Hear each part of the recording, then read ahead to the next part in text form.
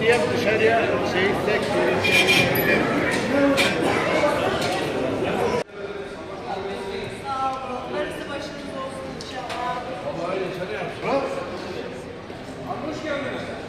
Allah kabul eylesin.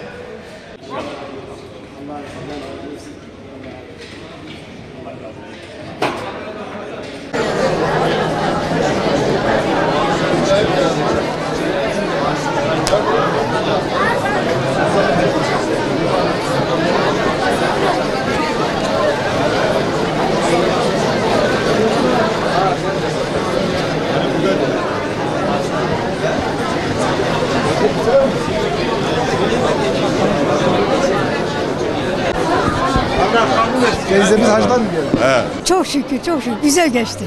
Herkese Cenab-ı Allah nasip etsin. Sizler de gidin.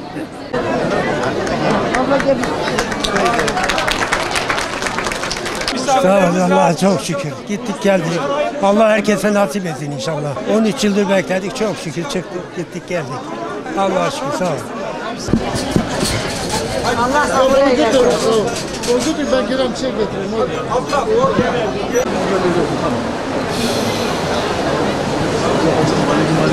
Her tarafı bize gezdi. Hira Dağı'na gittik. Medine'deki tüm yerleri gezdik. Her şey çok güzeldi. Peygamber Efendimizin Kabri, Arafat, her taraf. Hira mağarasına Hira girdik. mağarası. Her taraf çok güzeldi. Rabbim herkese nasip etsin. Çok güzel bir duyguydu.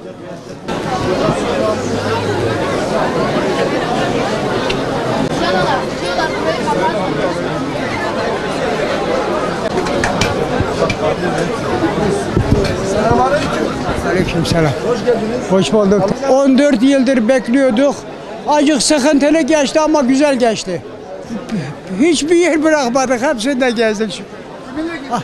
Hanımımla Gittik geçtik. Beraber gittik. Ama hiç anlatılmayacak bir duygu yaşadık. 14 yılda hasretle bekleyip şimdi de nasip oldu gittim tavaf ettim geldim. 14 yıldır bekliyorduk. Çok şükür Allah bize nasip etti. Allah herkese nasip etsin inşallah. Çok güzel bir duyguydu. Çok memnun olduk. Allah herkese nasip etsin. Genç gitmek iyidir. Genç gitmek. Genç etmek çok güzel. 13 yıldır oraları görmek lazım. Zor, oraları terk etmek zor. Çok güzel yerler, manevi yerler. Peygamber Efendimizin doğduğu, yaşadığı yerler. Çok güzel.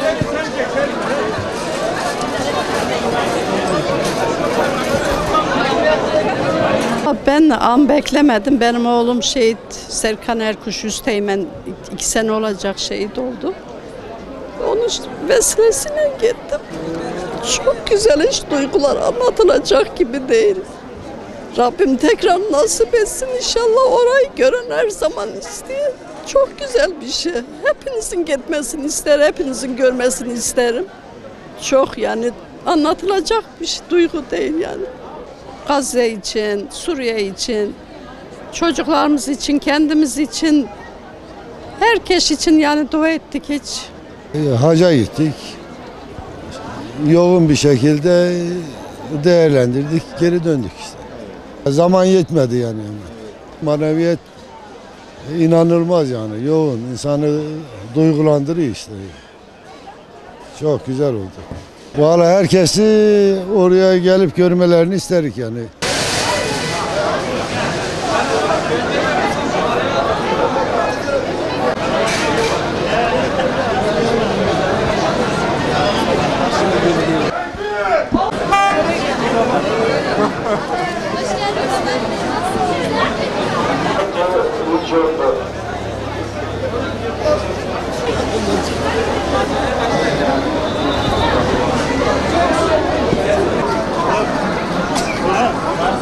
15 sene bekledik.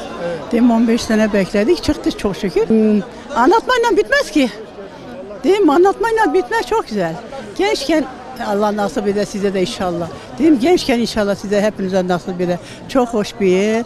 16 yıldır bekliyorduk. Çok şükür Rabbime. Yine 16 yıl olmasına rağmen yine de çağırdı. Çok güzel bir duygu. Rabbim herkese yaşasın bu duyguyu. Mescid-i Nebevi'ye gittik. Maneviyatımızı yaşadık. 5 günden sonra Mekke'ye gittik. Mekke'de doyasıya tavaf ettik. Maneviyatımızı yükselttik. Hira'ya gittik. Mağaraya girdik. Namaz kıldık. Çok güzel bir duygu. Ne diyeyim ben? Gitmek heyecanlıydı. Gelmek de çok zordu. Bırakıp geldik. Rabbim bir daha nasip eder inşallah. Gazze'de, Filistin'deki çocukların katliamlarına kahrolsun dedik. Hep beraber dua ettik. Çocuklarımıza dua ettik. Elhamdülillah bu yıl kutsal topraklara Malatya'mızdan hacılarımızı götürmek üzere Cenab-ı Hak bize böyle bir görev lütfetti. 25 Mayıs 2024'te 189 toplam hacımız ve görevlilerimizle birlikte Kabe-i Muazzama'ya gittik. Medine-i Münevvere'yi önce ziyaret ettik. Sonra hac vazifesi için Mekke-i Mükerreme'ye geçtik. Orada elhamdülillah hacılarımızla gayet güzel bir manevi coşkusu yüksek bir hac vazifesini ifa ettik. Ve elhamdülillah herhangi bir kaza, bela, sıkıntı, hastalık olmadan toplu olarak da bu sabah itibariyle saat 3.30'da havalarına inmiş olduk. Hacılarımız son derece mutlu, son derece memnunlar. Bizi kutsal topraklarda Cenab-ı Hak kendi beytinde misafir ettiği için Rabbimize ne kadar hamd etsek azdır. Cenab-ı Allah oraya gitmeyi arzu eden milyonlar var.